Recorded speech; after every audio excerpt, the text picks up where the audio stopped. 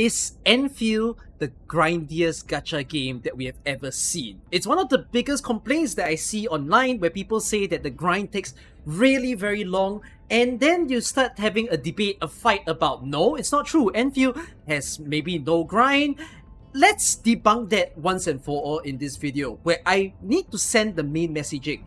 You guys need to stop stressing about the things that you're doing in this game, and I'll prove it to you within this video. We'll start off here with this devlog stream that we had for patch 1.1, where Lowlight, the main head director for this game, said this about the aerospace materials. 这里还需要和各位管理员额外说明，目前我们的地将号和各个房间暂时不会开放更高等级的升级，所以对于已经将地将号和现在的房间升至最高等级的管理员们，那即使回收站的远程收取功能还没有时装，那各位管理员也不用担心未来需要升级而去囤积大量航天材料了，不用每天花费额外时间去回收站收取了。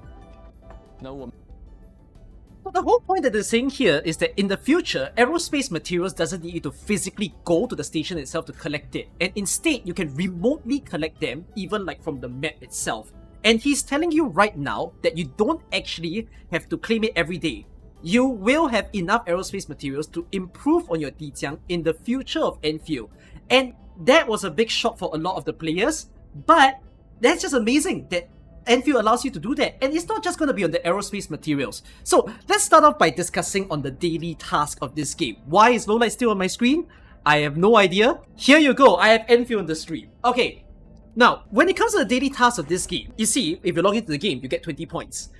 People are complaining that it takes a lot of time for you to complete them, but it's not really true, because if you take a look at this, I can just interact with Chen. Over here, I offer a gift. I'm just going to give her this gift. That gives me 40 points. I'm just going to go into the screen, go to gear assembly. I'm just going to construct one random gear.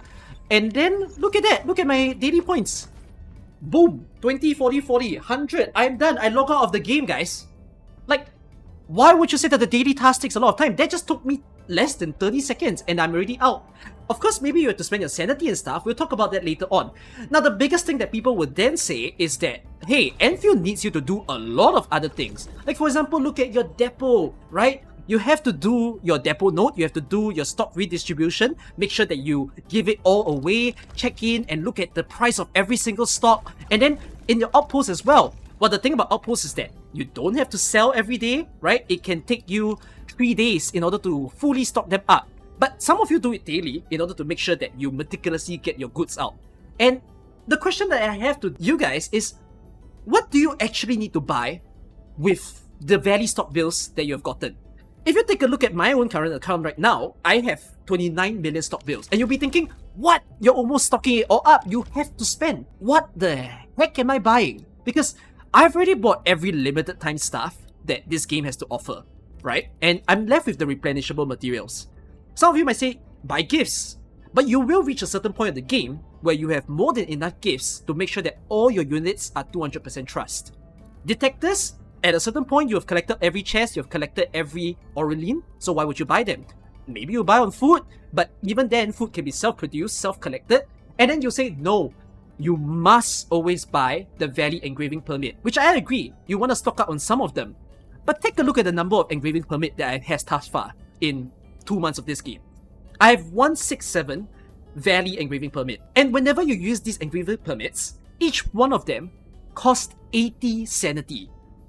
How long is it going to take for me to burn away this amount of engraving permit? Like, I can still buy more, I can buy 25 more, 24 more, and every week I still just buy new ones, but at a certain point this is just way too much in order for me to actually farm out all the essences. And you will be able to get all the essences that you need in order to build your units that you want. So when you take a look at the essences of this game, which is also something that people complain about, people tend to complain that the essences takes a long time for you to get perfect ones. And I have some perfect ones right now in my account. Like, for example, if you take a look at this is equipped for Razorhorn, this is equipped for Delivery Guarantee, and stuff like that. When you are chasing for a perfect essence, perhaps for a new character you pull along with their weapon, you might feel down that you didn't get the perfect essence easily, but in your process of doing that, it's very likely that you've collected a perfect essence for a different weapon. Maybe you care less about it, but you don't realize that for collection's sake, you're already doing a good job at that. And even if you get bad essences, so what if you don't get your perfect essence on first try and you got it in your 20th try? When you etch the essence in order to improve on their abilities, you still need non-perfect essences to feed to it. So it's all in all in the process of still improving on the essence. So this just means to say that eventually everything will fall into place for you. So I'm just gonna get out of this essence stuff and pull back on the stock builds matter. Because I have 30 million now and I simply don't need to buy this, I've essentially completed Valley 4. I genuinely have nothing left to buy. And that just means to say that depot node, stock redistribution, who cares? I could just ignore them. And then some of you will say, if it's that pointless, why would you do it?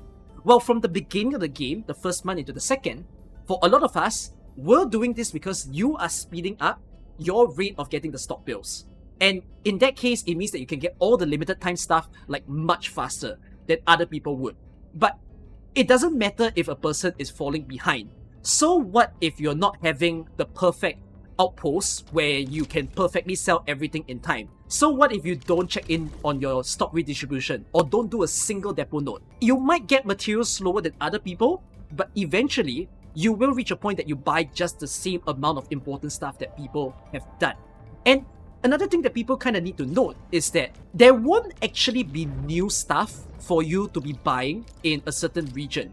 So if this comes across as new information for you, then well, good, I suppose, that you're watching this video. But you need to know that your AIC isn't something that works all the time in the future of this game.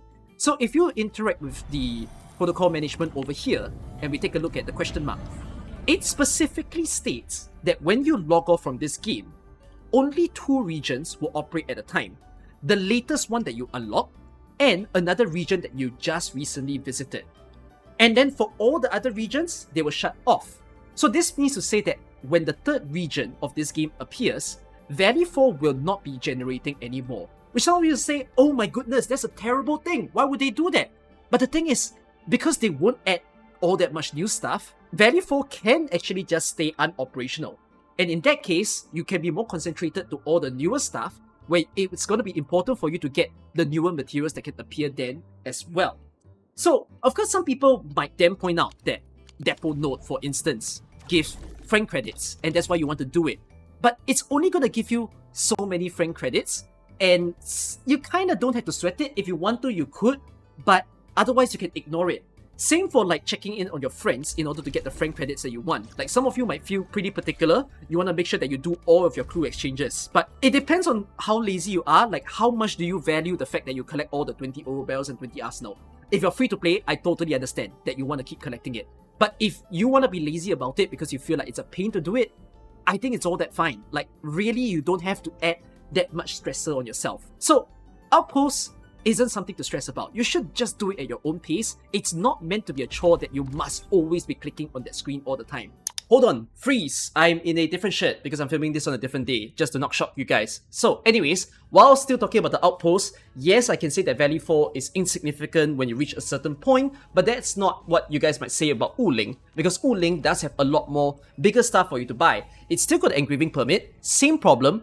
You might buy this to a point where it's very difficult for you to spend your sanity to get all the stuff that you want.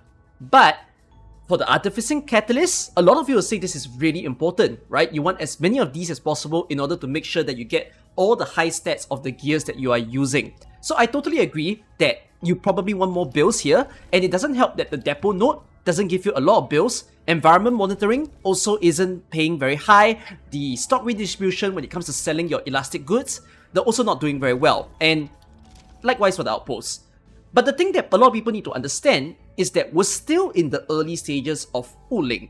Compared to Valley 4, we only have 1 depot node and 1 outpost to sell to. Ooling still has not received its 2nd and 3rd, and yet the stock redistribution is already at level 3. In the future, when they start to release the brand new maps where there are new outposts and depot nodes to unlock, it's going to be so much easier for you to buy both the engraving permit and also the artificing catalyst. And you need to understand that you don't need to keep collecting these things, because some of you might argue, well, there might be new gears in the future of this game. Of course, I always need to buy this. But that's not entirely true.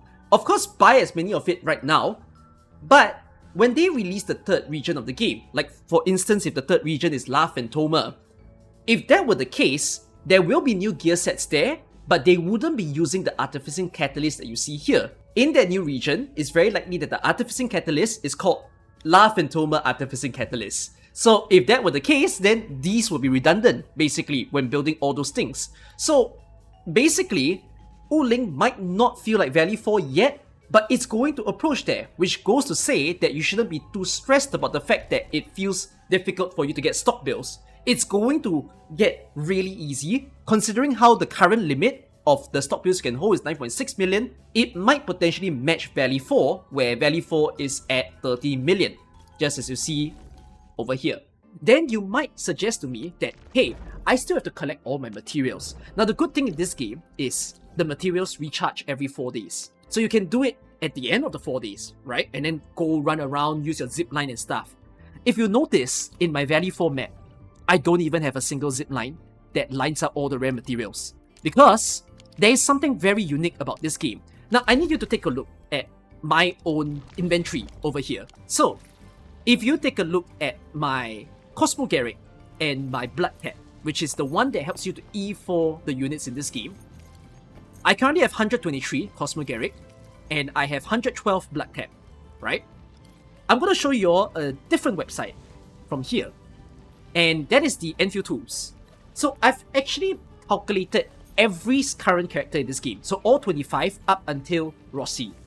And look at the number of Blood Cap and Cosmogaric that you need in order to E4 every single one of them, right? 104 Blood Cap, 96 Cosmogaric.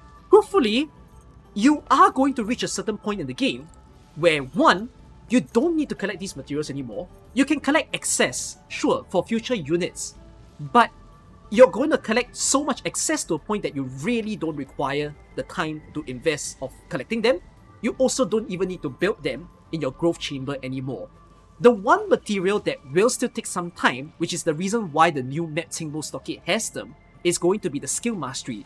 So if you notice, I've only set this on 2 characters, being Ardelia and Min.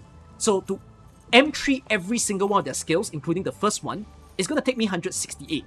And if I just go back into the game right now and take a look at the number of False Agalia I have, I only have 505. So if you're thinking what's the important thing to build in your growth chamber right now, it would be the skills. Your mushrooms will cap out the fastest in this game. And if you are going to build every single weapon in this game, then the next one that will cap out is going to be the mineral ores, or like the rare minerals basically. These skill plants, they will take the longest time, and it's very likely that when they release new maps of Ooling, there will be new rare gatherable sites specifically for these 2 things to help it speed up. But as mentioned, one day you ignore them because you will have more than enough. The truthful thing that you will need to keep spending your time on will be just your sanity, where you need to spend them on all these sanity gated stuff like T credits, your protoprisms, your protodisc. These things, you would require them. These are a bit of the time gators. But even then, you don't have to use your sanity daily. Like, I think one of the best parts of this game, which for some reason some people argue to me that it's not good, is that you can spend your sanity once every 2 days. You don't have to stress with the fact that you have to play the dungeon exactly on the first day. You can do it on the second. It would be nice if they introduce auto farm in the future, and again, you just do that once every 2 days. But right now, this is kind of the only truthful thing that consumes your game time. If anything, Endfield doesn't have a problem of it being grindy. As I just showed to you guys, there is no grind in the game. Everything can be ignored. If you want to care about being faster in terms of collecting all the stuff, you can. But log in 30 seconds, do your sanity once every 2 days, even like clearing the dungeon. How long do you take? You guys are taking like 20 seconds, smashing it with your level 80, level 90 team, right? So you'll be done in under 3-4 minutes. The truthful problem that Endfield has is that there's nothing to do in this game. It's a complete different thing. It's not that there's too much things to do. Once you realize that the things you thought you need to do don't matter, then you start to realize there's just nothing going on in the game. And that's a whole different problem that we've got to address. But at the very least, that's not my focus of this video. My focus of this video is to just tell you that there's no grind. So chill out, enjoy the game, use this time now to farm your units ever so slowly and needed. Some of you might be bothered with the fact that building units in this game can take very long.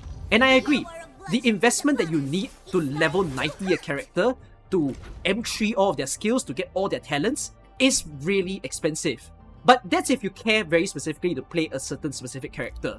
At the very least, as a person who uses monthly card and also own the battle pass, the thing that I'm glad about Endfield is that I've at least allowed myself to level all the characters in the same way. So if you all didn't know something special about my account, previously I've run everybody at level 60, skill rank 6, and I've cleared all Umbral Monument. And now, because I've cleared all Umbral Monument from the first patch into patch 1.1, I'm just allowing myself to celebrate by level 70 everyone, and all of their main skills are at skill rank 9. And the game makes it possible for me to do that. Again, you don't need to have high investment in order to enjoy this game. Like, just by having the ability to enjoy every single character, feel the team comms and stuff, slowly build your way through. In the future, we might finally get a time that your level 80 build and level 90 build becomes needed and more appreciated. But for now, take it nice and slow, really, and wait till we finally have something replayable to enjoy in this game. So that's all I'm going to say in this video. Hopefully, you learned something new. I'll see you guys. Bye-bye.